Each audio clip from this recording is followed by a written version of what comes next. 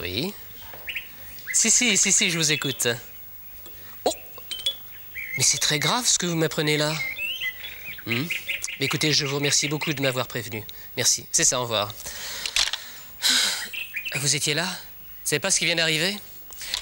Figurez-vous... Attendez, Julie et Casimir arrivent, vous allez l'apprendre en même temps que... Oui. Ah, mais tu en fais une tête, François. Oh, mais oui, François, raconte-nous vite ce qui se passe. Monsieur Le Breton a une bonne grippe. Monsieur Le Breton? Le gardien du phare de l'île? Lui-même, enfin heureusement, c'est qu'une petite grippe. Ah bon, bah alors, dans quelques jours, il sera en forme s'il se soigne bien. Oui, sans doute, mais qui va s'occuper de la garde du phare pendant son absence? Mais c'est vrai, on ne peut pas laisser le phare sans surveillance. La moindre panne pourrait faire s'échouer un bateau. Oh, je crois que j'ai trouvé une solution. Voilà, nous allons nous occuper de la garde du phare, chacun à tour de rôle. Oh, oui? moi, je veux bien commencer. C'est très facile, monsieur Le Breton m'a expliqué son travail un jour. Il s'agit, dès la tombée de la nuit, de monter en haut du phare. On allume la grande lanterne et ensuite on remonte toutes les heures pour voir si tout marche bien. Mais Casimir, tu ne peux pas faire ça tout seul. Oui, il te faut quelqu'un pour t'accompagner, comme ça tu pourras dormir de temps en temps. Ah oui. Ah ben, voilà, monsieur du Snob, il pourra très bien faire l'affaire. Oh bon, bah tu sais, Casimir, si tu m'avais proposé, je n'aurais pas refusé. Ah, et moi aussi. Oh, Ça, mais oui. ne soyez pas vexés. Vous serez de garde demain. Ah bon? Mes très chers amis, bonsoir.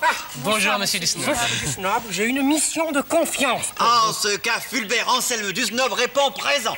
Alors, De quoi allons-y. s'agit-il? Eh bien, c'est par là, venez, je vous expliquerai. Pour une destination inconnue, Inconnue. merveilleux, j'adore l'aventure.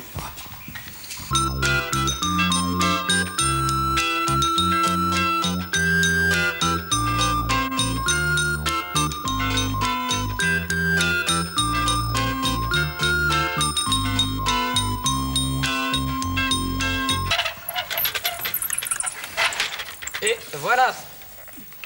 Tu sais, François, je serais curieuse de savoir comment Monsieur Dusnob et Casimir ont passé la nuit. Ah ben moi aussi, tu penses? Tiens, justement, les voilà qui arrivent. Alors, tous les deux, ça s'est pas trop mal passé? Pas trop mal, merci. Et vous, Monsieur Dusnob? Ah, ne m'en parlez pas, cher ami. Nous, non, mais vous, parlez-en.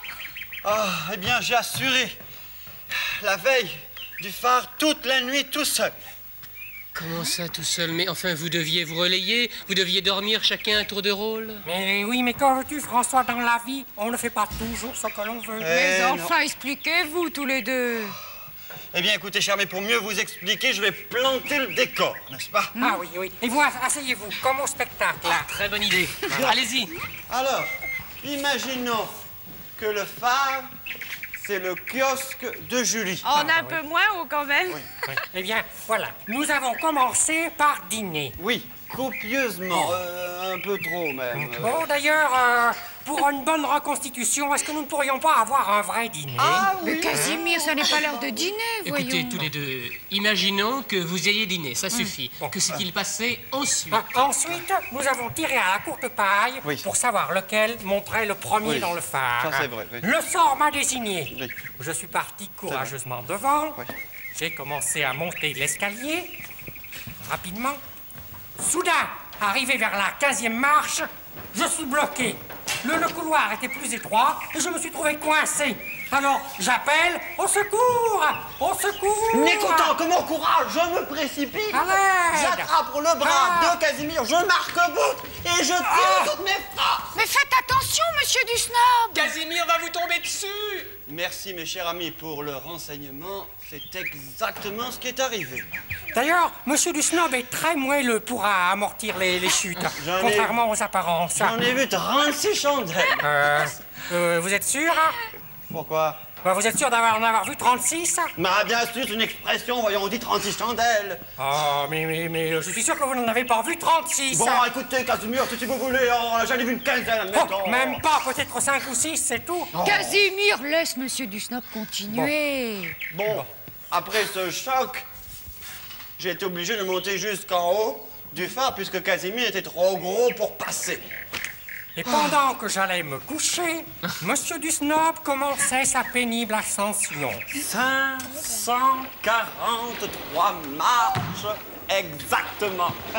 Et si encore c'était tout droit. Mais non, ça tourne, ça tourne, ça tourne. Arrivé en haut, pris dans les linges, j'ai tourné encore pendant 10 minutes.